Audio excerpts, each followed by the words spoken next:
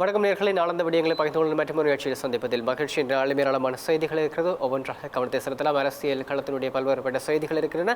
அவற்றை பார்ப்பதற்கு முன்பதாக வடமராட்சி கிழக்கு குடத்தனை பகுதியிலே மக்கள் மணல் அகழ்வுக்கு எதிராக மேற்கொண்ட போராட்டம் பருத்துறை போலீசாருடைய தலையீட்டை தொடர்ந்து முடிவு கொண்டு வரப்பட்டிருக்கிறது. முக்கியமாக அந்த பிரதேச மக்களுடைய வாகனங்களை மணல் விநியோகத்துக்கு பயன்படுத்துவதற்கு அங்கீகாரம் வழங்கப்பட்டதை தொடர்ந்து, அதற்குரிய அனுமதி வழங்கப்பட்டதை தொடர்ந்து இந்த போராட்டம் கைவிடப்பட்டிருக்கிறது.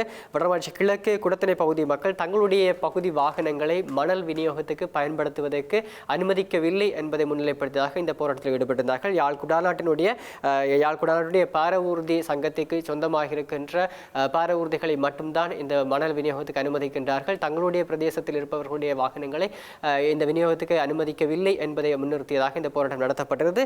இந்த போராட்டம் நடைபெறுகின்ற விடயத்தை அறிந்த பருத்துறை போலீசார் சம்பவத்துக்கு சென்று இந்த விடயங்கள் தொடர்பாக இந்த போராட்டத்தில் ஈடுபட்ட கலந்துரையாடி இருக்கிறார்கள். அதனை தொடர்ந்து எடுக்கப்பட்ட தீர்மானத்தின் அடிப்படையிலே குடத்தனை பகுதியில் இருக்கின்ற மக்களுடைய வாகனங்கள் அரவாசியும் மற்றும் யாழ்ப்பாண மாவட்டத்தினுடைய பாரவூதி சங்கத்துக்கு சொந்தமாக இருக்கின்ற அரவாசி வாகனங்களும் இணைந்ததாக இந்த மணல் விநியோகத்திலே இனிவருகிற நாட்களில் ஈடுபடும் என்பதாக தீர்மானம் எடுக்கப்பட்டிருக்கிறது. இந்த இணக்கப்பாட்டை தொடர்ந்ததாக இந்த போராட்டம் கைவிடப்பட்டிருக்கிறது. அவை தொடர்பான காட்சிகள் இருக்கின்றன, பார்க்கலாம்.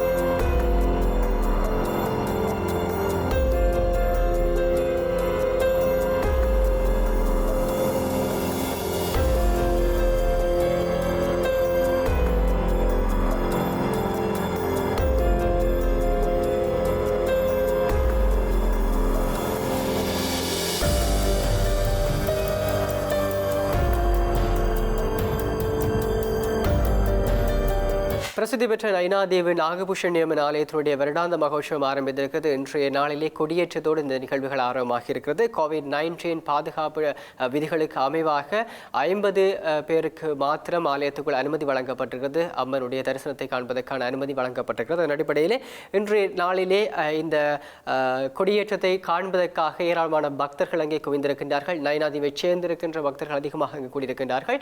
ஆலயத்துக்குள் 50 பொதுமக்கள் மாத்திரமல்ல 50 அடியார்கள் மாத்திரம் அனுமதிக்கப்பட்ட நிலையிலே ஏனையவர்கள் ஆலயத்தினுடைய வெளிப்பகுதியிலே தடுத்து நிறுத்தப்பட்டிருந்தார்கள். அவர்கள் அங்கே குழப்ப நிலையில் ஈடுபட்டிருந்தார்கள். குறிப்பாக அங்கே பாதுகாப்பு கடையில் இருந்த அதிகாரிகள் மற்றும் ஆலய நிர்வாகத்தினரோடு வாக்குவாதத்தில் ஈடுபட்டிருந்தார்கள். பின்னதாக அவர்களை சமரசம் செய்கின்ற நடவடிக்கைகளும் அங்கே முன்னெடுக்கப்பட்டிருந்தாலும் ஆலயத்துக்குள்ளே முன்னதாக சென்றிருக்கின்ற 50 அடியார்களும் தரிசனம் முடித்தும் வெளியிலே வராமல் நீண்ட நேரமாக ஆலயத்துக்குள் இருந்ததினால் வெளியிலே நின்றவர்கள் தங்களுக்கு ஒரு வாய்ப்பை தருமாறும் சுழற்சி அடிப்படையிலே தங்களையும் உள்ளே அனுப்பி இந்த வழிபாடுகளிலே கலந்து கொள்வதற்கு அனுமதி தருமாறு அவர்கள் கேட்டிருக்கின்றார்கள். இந்த நிலைமை நேரம் செல்ல செல்ல பக்தர்கள் வெளியில் நின்ற பக்தர்களுடைய எண்ணிக்கை அதிகரித்ததன் காரணமாக ஏற்கனவே உள்ளே அனுமதிக்கப்பட்டிருக்கின்ற 50 அடியார்களோடு கொடியேற்ற நிகழ்வுகள் ஆரம்பமாகி இருக்கின்றன. இதனை தொடர்ந்து ஏனையவர்கள் வீடுகளை திரும்புமாறும் அறிவுறுத்தப்பட்டிருக்கிறது. இதன் அடிப்படையிலே முக்கியமாக இந்த ஆலயத்தினுடைய மகோற்சவம் கொடியேற்ற நிகழ்வினை பதிவு செய்வதற்காக அங்கே சென்ற ஊடகவியலாளர்களுக்கும் ஆலயத்துக்குள் செல்வதற்கான அனுமதி மறுக்கப்பட்டிருந்ததும் இங்கே நாங்கள் குறிப்பிட்டு சொல்கின்றோம். எங்களுடைய ஊடகத்தைச் சேர்ந்தவர்கள் பலரும் அங்கே சென்றிருந்தார்கள். நிகழ்வுகளை நேரடியாக கொண்டு வருவதற்கான முயற்சிகளை நாங்கள் ஈடுபட்டிருந்தோம். ஆனால் இந்த அனுமதி மறுப்பின் காரணமாக அந்த வாய்ப்புகள் எமக்கும் கிடைக்கவில்லை. நயினாதேவி அருள்மிகு நாகபூஷணி அம்பிகையினுடைய கொடியேற்றம் நிகழ்வு இன்று இடம்பெற இருக்கின்றது. அந்த கொடியேற்ற நிகழ்வை கலந்து கொள்வதற்காக நயினாதேவியை சேர்ந்த அடியார்கள் பலர் இங்கே வருகை தந்திருக்கின்றார்கள். அந்த அடியார்கள் கூட ஆலயத்திற்குள் செல்ல முடியாத நிலையிலே ஆலய தெற்கு வாசல் கேட்டுக்கு வழியாக மிகவும் நீண்ட வரிசையிலே நின்று அம்பாளை நினைத்து ஏங்கிக் கொண்டிருப்பதை நாங்கள் காணக்கூடியதாக இருக்கின்றது. இப்படியான ஒரு நிலையிலே இன்றைய இந்த நாளிலே இங்கே மகோத்சவம் கொடியேற்றம் ஆரம்பமாக இருக்கின்றது. அப்படி கொடியேற்றம் ஆரம்பமாக இருந்தாலும் கூட ஆலய உள்வீதியிலே சில அடியார்கள் மட்டும் அனுமதிக்கப்பட்டிருக்கின்றார்கள். ஏனைய அடியார்கள் இங்கே அனுமதிக்கப்படவில்லை. சகல அடியார்களும் இங்கே உங்களுக்கு பார்த்தால் தெரியும், நீண்ட வரிசையிலே நிற்கின்றார்கள். அவ்வளவு அடியார்களும் இந்த ஊரைச் சேர்ந்தவர்கள். இந்த ஊரைச் சேர்ந்த அடியவர்களுக்கு கூட இன்று இந்த நிலை ஏற்பட்டிருக்கின்றது என்று சொன்னால் அது எல்லோரும் இறங்கத்தக்க ஒரு விடயமாகத்தான் இருக்கின்றது. அந்த வகையிலே வரலாற்று முக்கியத்துவம் வாய்ந்த இந்த அம்பிகையினுடைய கொடியேற்று தரிசனத்தை கண்டு தரிசிப்பதற்காக கடைசியாக அங்கே அவர்கள் கூட்டத்திலே குறிப்பிட்டது போல 50 அடியார்களாக உள்ளுக்கு விட்டு வெளியே அவர்கள் வந்தாலும் கூட பரவாயில்லை, அனைத்து அடியார்களும் இந்த மகோற்சவத்தை இந்த கொடியேற்றை காண வேண்டும். அவர்கள் வெளிவீதியிலே நின்று கூட வெளிவீதிக்கு விட்டாலும் கூட அவர்கள் கோபுரவாசலுக்கு முன்பாக நின்று இந்த கொடியேற்ற நிகழ்வை காண்பார்கள். அதற்குரிய ஒழுங்குகளை இதோடு தொடர்புடைய அனைத்து சமூகத்தினரும் இன்று இந்த அடியார்களுக்கு செய்து கொடுக்க வேண்டும். எல்லோரும் அம்பிகையை தரிசிக்க வந்திருக்கின்றார்கள். அம்பாளே அம்பாளே என்று ஏங்கிக் கொண்டிருக்கின்றார்கள்.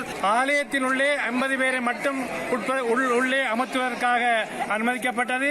ஆனால் சரியான முறையிலே இந்த போலீஸ் நிர்வாகமும் ஆலய நிர்வாகமும் நடந்து கொள்ளாத காரணத்தினால் இன்றைக்கு 1.5 மணி நேரத்துக்கு மேல் அம்பாவினுடைய தெற்கு வீதிக்கு தெற்கு வாசலுக்கு வெளியே ஆயிரக்கணக்கான நைனாதீவு மக்கள் காத்திருந்து 1.5 மணி நேரத்துக்கு மேல் ஆலய உள் வளாகத்துக்கு கூட நுழைய முடியாத ஒரு அவமானத்தை தாங்கிக் கொண்டு இந்த அம்பிகையினுடைய ஆலய வீதியிலே நிற்கின்றோம். இங்கு பார்க்கின்ற பொழுது காவல்துறையினர் சொல்லுகின்றார்கள் 50 பேரை மட்டும் உள்ளே அடக்கலாம் என்று. ஆனால் இங்கு உள்ளே 50 பேரை விட்டுவிட்டு 85 போலீஸ் உத்தியோகத்தர்கள் உள்ளுக்கு இருக்கின்றார்கள். அது மாத்திரமல்ல, கடற்படையினர் மற்றும் ஏனைய படையினர் கிட்டத்தட்ட ஒரு 150-200 பேர் ஆலயத்தில் உள்ளே இருக்கின்றார்கள். ஆனால் இங்கு நயனாதீவை பிறப்பிடமாக கொண்ட 1000க்கும் மேற்பட்ட அடியார்கள் இந்த அம்பாளினுடைய தெற்கு வீதிக்கு வெளியே 1.5 மணி நேரத்துக்கு உச்சி வெயிலிலே வெயிலையும் பொருட்படுத்தாது அந்த அரங்காவல சபையினரோடு கலைத்துக் கொண்டிருக்கின்றார்கள்.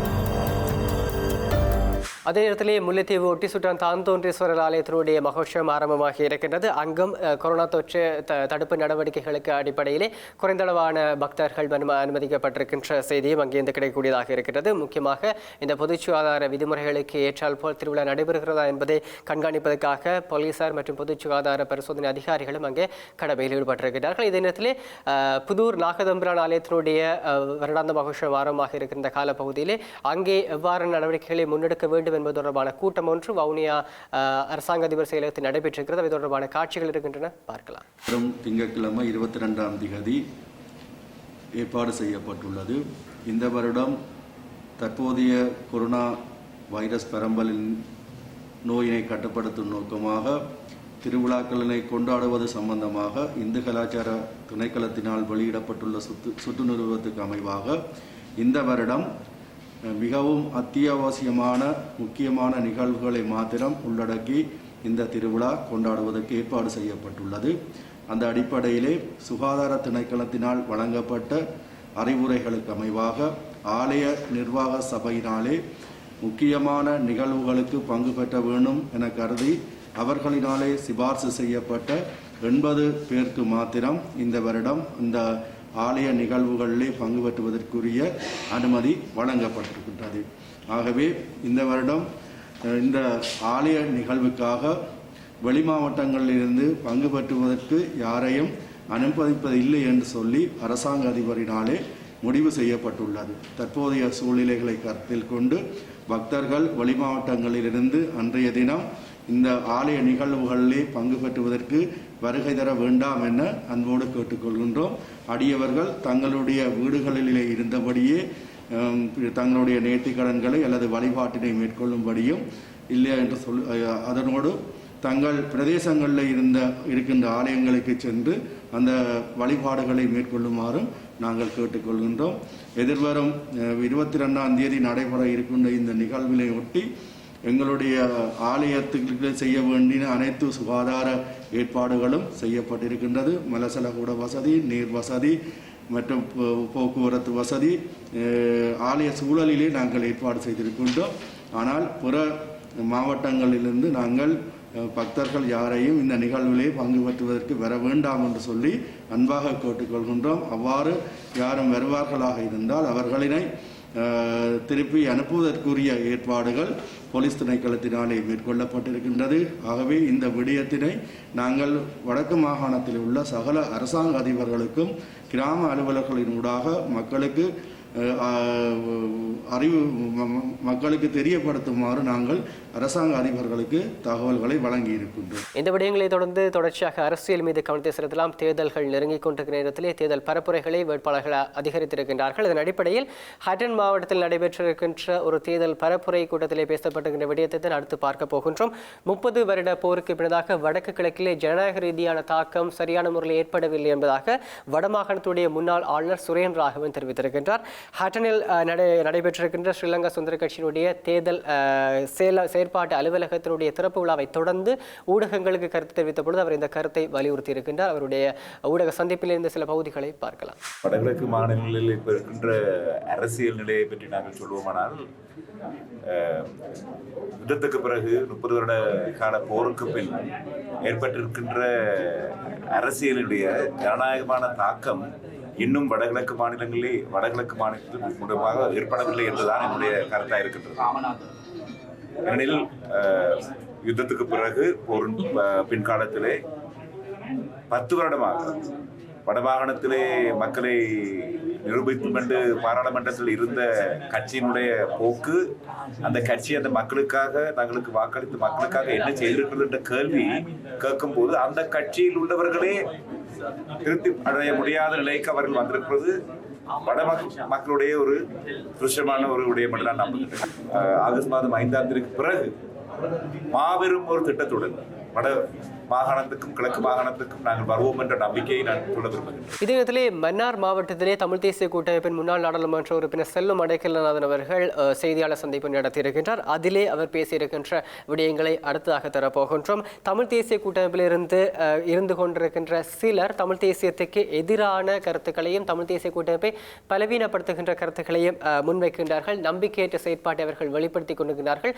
அவர்களிடமிருந்து கூட்டமைப்பை பாதுகாக்க வேண்டிய பொறுப்பு மக்களிடம் இருக்கிறது என்கின்ற வகையில் அவர் தன்னுடைய கருத்துக்களை வெளிப்படுத்தியிருக்கின்றார். அவருடைய கருத்துக்களை தொடர்ச்சியாக பார்க்கலாம்.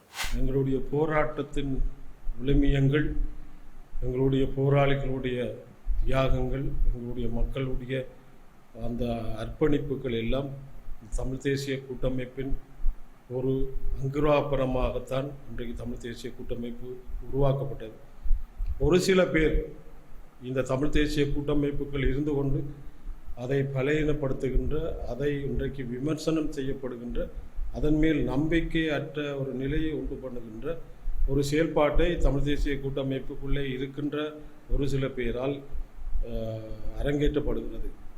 நான் மக்களிடம் கூறுவதென்றால், நீங்கள்தான் எஜமானர்கள், நீங்கள்தான் யாரை தெரிவு செய்ய வேண்டும், யாரை தெரிவு செய்யக்கூடாது என்பதை முடிவெடுக்கக்கூடியவர்களாக இருக்க வேண்டும் என்பது என்னுடைய கருத்து. ஆகவே இந்த தமிழ் தேசிய கூட்டமைப்பின் கொள்கை, தமிழ் தேசிய கூட்டமைப்பின் உருவாக்கம், சில பேர் சொல்லுகிறார்கள் இந்த இப்பொழுது தேர்தல் வருகின்ற போது தான் விடுதலை புலிகளையும் அல்லது தமிழ் தேசிய கூட்டமைப்பு உருவாக்கம் சம்பந்தமாக பேசுகிற ஒரு நிலை ஏற்படுது என்று பல பேர் பல கருத்துக்களை சொல்லுகிறார்கள்.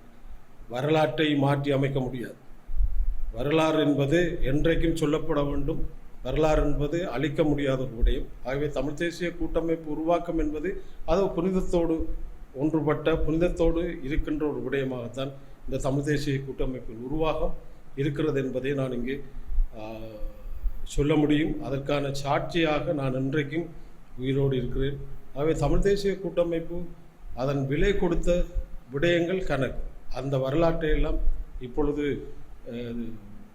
சாதாரண சூழல் உருவாகின பின்பு களமிறக்கப்பட்டிருக்கிறவர்கள் எங்களை பற்றி சொல்லுவதென்பது வேடிக்கையாக இருக்கிறது. இன்றைக்கும் நாங்கள் சொல்கிறோம், இனிவரும் காலங்களில் தமிழ் தேசிய கூட்டமைப்பு இந்த உள்ளே இருந்து பலையினப்படுத்துகிறவர்களை மக்கள் நல்ல பாடம் புகட்ட வேண்டும். அந்த வகையிலே இனிவரும் காலங்களிலே இந்த அரசாங்கத்தோடு 3-2 பெரும்பான்மையை நாங்கள் கொடுக்க தயார், இன பிரச்சனை தீர்வுக்கு என்று சொல்லுகின்ற கோஷங்கள் எல்லாம் ஒரு சில பேரால் இப்பொழுது சொல்லப்படுகிறது. அதை எங்களை பொறுத்தமட்டில் ஏற்றுக்கொள்ள தயாராக இல்லை. வருகிற அரசாங்கம் எங்களுடைய மக்களுக்கு எந்த ஒரு விடயத்தையும் செய்து தராது என்பதை எங்களால் இன்றைக்கு வரலாற்று ரீதியாக உணர்த்தப்பட்டிருக்கிறோம். அந்த வகையில் சர்வதேசத்தினுடைய அழுத்தத்தை, சர்வதேசத்தினுடைய பக்கம், எங்களுடைய பக்கம் இருக்கின்ற நியாயத்தை சர்வதேசம் உடனடியாக செய்வதற்கான வழிமுறைகளை தமிழ் தேசிய கூட்டமைப்பு செய்யும். தொடர்ச்சியாக தமிழ் தேசிய கூட்டமைப்பின் சார்பாக யாழ்ப்பாண மாவட்டத்திலே போட்டியிடுகின்ற திருமதி சசிகலா ரவிராஜ் அவர்களுடைய காணொலி ஒன்றை தரப்போகின்றோம். கணவருடைய வழியிலே தன்னுடைய அரசியல் செயற்பாடு இருக்கும் என்பதாக அவர் தெரிவித்திருக்கின்றார். அவருடைய காணொலி இன்று காலை பொழுதிலே அவர் தனியான காணொலி ஒன்றை வெளியிட்டிருந்தார். சமூக வலைத்தளத்தின் மூலமாக அந்த காணொலியுடைய பகுதியை உங்களுக்காக தருகின்றோம். இதுவரை காலமும் அவதானியாக இருந்த நான் எனது கணவரின் அரசியல் பயணத்தை தொடர தற்போது அரசியலில் கால் பதித்துள்ளேன். நேற்று முன்தினம் 18ஆம் திகதி இலங்கை தமிழரசு கட்சியின் சாவகச்சேரி தொகுதி கிளைக்குட்பட்ட மூலக்கிளைகளில் அங்கம் வகிக்கும் பதவி நிலை உறுப்பினர்களுக்கான கலந்துரையாடல் இடம்பெற்றது. இலங்கை தமிழரசு கட்சி சார்பாக யாழ்ப்பாண தேர்தல் மாவட்டத்தில் போட்டியிடும் வேட்பாளர்களில் 6 பேர் இக்கலந்துரையாடலில் பங்கு பெற்றனர். யாழ்ப்பாண தேர்தல் மாவட்டத்தில் தமிழரசு கட்சி சார்பாக போட்டியிடும் ஒரே பெண் வேட்பாளராகிய எனக்கு ஆதரவை பெற்று தரும்படி நான் கேட்டுக்கொண்டேன். கட்சியின் தலைவர் கௌரவ மாவை சேனராஜா அவர்கள் தனது உரையில் பெண் வேட்பாளர்களுக்கு பூரண ஆதரவை வழங்கும்படியும் பிரதிநிதித்துவத்தை உறுதிப்படுத்தும் வகையில் வாக்குகளை பெற்றுக் கொடுக்குமாறும் சகலரிடமும் கேட்டுக்கொண்டார். இதன் பின்னர் உரையாற்றிய கௌரவ ஸ்ரீ சிவஞானம் ஸ்ரீதரன் அவர்களும் மற்றும் திரு தபேந்திரன் அவர்களும் பெண் பிரதிநிதித்துவத்தை உறுதிப்படுத்தும் வகையில் 3 விருப்பு வாக்குகளில் ஒன்றை எனக்கு அளிக்குமாறு கேட்டுக்கொண்டனர். இவ்வாறே மற்றைய வேட்பாளர்களும் தமது ஆதரவை எனக்கு வழங்குவார்கள் என நம்புகின்றேன். அரசியல் பரப்புரை கூட்டங்களிலே கிழக்கு மாகாணத்தை பொறுத்தவரையிலே எதிர்த்தரப்புகளுடைய வாதங்கள் அதிகரித்திருக்கிறது. எதிர்த்தரப்புகளிலிருந்து அனைத்து கட்சிகளும் தங்களுடைய எதிர்த்தரப்பு வாதங்களை முன்வைத்துக் கொண்டிருக்கின்ற பொழுது எங்களுடைய போராட்டங்களை சிதைத்து சின்னாபின்னமாக்கியவர்கள் இப்பொழுது தமிழ் மக்கள் மத்தியிலே வீரவசனம் பேசிக் கொண்டிருக்கிறார்கள் என்பதாக முன்னாள் மாகாண சபை உறுப்பினரும் திகாமண்டல மாவட்டத்துக்கான தமிழ் தேசிய கூட்டமைப்புடைய வேட்பாளராக இருக்கின்ற தவராசா கலையரசன் தெரிவித்திருக்கின்றார். நாவிதன் வழியில் நடைபெற்றிருக்கின்ற தேர்தல் பரப்புரை கூட்டத்தில் இந்த கருத்துக்களை முன்வைத்திருக்கின்றார். அந்த காட்சிகளை பார்க்கலாம். கடந்த காலங்களில் எங்களுடைய சமூகத்தை குழப்பி இல்லாமல் செய்துவிட்டு எங்களுடைய தமிழர்களுடைய பலமான போராட்டத்தை அழித்து சின்னாபின்னமாக்கியவர்கள் இன்று மக்கள் மத்தியிலே வீரவசனம் பேசி எமது தமிழ் மக்கள் சம்பந்தப்பட்ட அக்கறையானவர்களாக மக்கள் மத்தியிலே ஆக்கிக் கொள்ள பார்க்கிறார்கள். இந்த விடயத்தை எங்களுடைய மக்கள் நன்கு அறிவார்கள். இவர்களுக்குரிய தகுந்த பாடங்களை எதிர்வருகிற தேர்தல்களிலே புகட்டுவார்கள் என்ற அந்த உறுதியான நம்பிக்கையோடு நாங்கள் செயற்பட்டுக் கொண்டிருக்கின்றோம். இன்று இந்த அரசாங்கம் ஏதோ தமிழர்களுடைய தீர்வை தீர்த்து தருவதாகவும் தமிழ் தேசிய கூட்டமைப்பு அதற்கு மறுக்கின்றது என்கிற விடயத்தினை கூறுவதாகவும் இந்த அரசியல்வாதிகள் பேசிக் கொண்டிருக்கிறார்கள். என்ன நடக்குது என்றே தெரியவில்லை. எந்த விடயத்தை எடுத்து பார்த்தாலும் எங்களுடைய தமிழர்களுக்கு ஏற்படுகின்ற அநீதிகள், அடக்குமுறைகளுக்கு எதிராக குரல் கொடுப்பவர்களாகத்தான் எங்களுடைய தமிழ் தேசிய கூட்டமைப்பினர் இருந்திருக்கிறார்கள் என்பதை யாருமே மறுக்க முடியாது. இங்கு அநீதிகள் ஏற்படுகின்ற பொழுது வாய்மூடி மௌனிகளாக இருந்து அவர்களோடு ஒட்டி உறவாடி இருந்தவர்கள் இப்பொழுது தேர்தல்கள் வருகின்ற பொழுது எம்மை பற்றி மிகவும் மோசமாக விமர்சனம் பண்ணி பேசிக் கொண்டிருக்கிறார்கள். இவர்கள் இந்த தமிழர்களுக்கு நடந்த அநீதிகளை எல்லாம் நடைபெறுகின்ற பொழுது எங்கு இருந்தார்கள், அவர்கள் எவ்வாறு செயற்பட்டார்கள் என்பதனை நீங்கள் அறிய வேண்டும். இந்த அரசாங்கத்தின் ஒரு தூரிய நோக்கம் உறுதியாக இருக்கின்றது. அவ்வாறு செய்யாத நிமித்தம் தமிழ் மக்கள் மத்தியிலிருந்து தமிழ் தேசிய கூட்டமைப்பு அந்நியப்படுத்தப்பட வேண்டும் என்ற அந்த தூரிய நோக்கத்தோடு இந்த அரசு செயற்பட்டுக் கொண்டிருக்கிறது. இதுக்கெல்லாம் நாங்கள் சோர்ந்து தள்ளி நிற்க முடியாது. எங்களுடைய மக்களையும் எங்களையும் காப்பாற்ற வேண்டிய பொறுப்பு எங்களுடைய தலைமைகளுக்கு இருக்கின்றது, எங்களுக்கும் இருக்கின்றது. அன்புக்கிய உறவுகளே, எதிரே வருகின்ற இந்த தேர்தல் என்பது எங்களுடைய தமிழ் மக்கள் பலமான சக்தியாக இருந்து செயற்படுகிறோம் என்ற செய்தியை நீங்கள் வெளிப்படுத்த வேண்டும். இன்று கூறுபவர்கள் நாளை இந்த பிரதேசத்தில் இருப்பார்களா என்பதும் ஒரு கேள்விக்குறியான ஒரு விடயம். அவை அரசியல் சார்ந்த விடயங்களாக இருக்க தொடர்ச்சியாக மக்கள் செயற்பாடு ஒன்றை இளைஞர்கள் முன்னெடுத்திருக்கின்றார்கள். யாழ்ப்பாணம் மாவட்டத்திலே யாழ்ப்பாணம் கொக்குவில் இந்த கல்லூரியில் இரத்த தான முகாம் ஒன்று நடத்தப்பட்டிருக்கிறது. விதி அனைத்தும் விருட்சமை குழுமத்தினுடைய மற்றொரு செயற்பாடாக இந்த குருதி வழங்கும் நிகழ்வு நடைபெற்றிருக்கிறது. இன்று சனிக்கிழமை காலை பொழுதிலிருந்து மாலை 3 மணி வரைக்கும் இந்த நிகழ்வு நடைபெற்றிருப்பதாகவும் இளைஞர்கள் பலர் இதிலே கலந்து கொண்டு தங்களுடைய குருதி கொடைகளை செய்திருக்கின்றார்கள் என்பதாகவும் செய்திகள் கிடைக்கின்றன. அது தொடர்பான காட்சிகள் இருக்கின்றன, பார்க்கலாம்.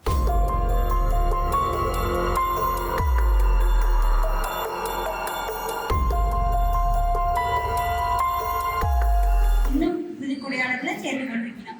இன்னும் ஒரு கொஞ்ச காலத்துல நாங்களும் இந்த இடத்துல நாங்களும்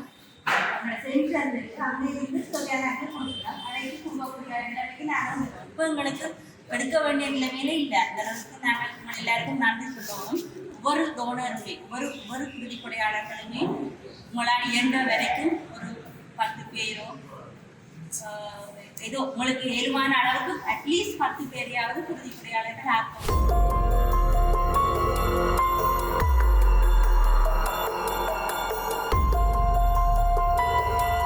நாங்கள் இந்த விஜயத்தின் விருட்சமை சேர்த்துட்டதால இப்போ பல்வேறுபட்ட சேவைகள் செய்து கொண்டிருந்த பொழுதும் தற்சமயம் எங்களுடைய யாழ்ப்பாணம் போதனா வைத்தியசாலையினுடைய கோரிக்கை கிணங்க எங்களுடைய இரத்த தான முகாமானது அமைக்கப்பட்டு வந்து கொண்டிருக்கின்றது.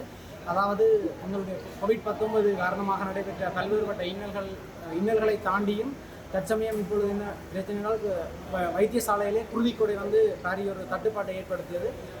அதனை நிவர்த்தி செய்யும் முகமாக எங்களுடைய விதையாய்க்கும் விருட்சமை செயற்திட்டத்தின் மூலம் பல்வேறுபட்ட இரத்த தான முகாம்களை நடத்தி வருகின்றோம். இது வந்து எங்களுடைய கொக்குவில் இந்து கல்லூரியில் நடைபெறுவது வந்து கிட்டத்தட்ட 3வது இரத்த தான முகாம்.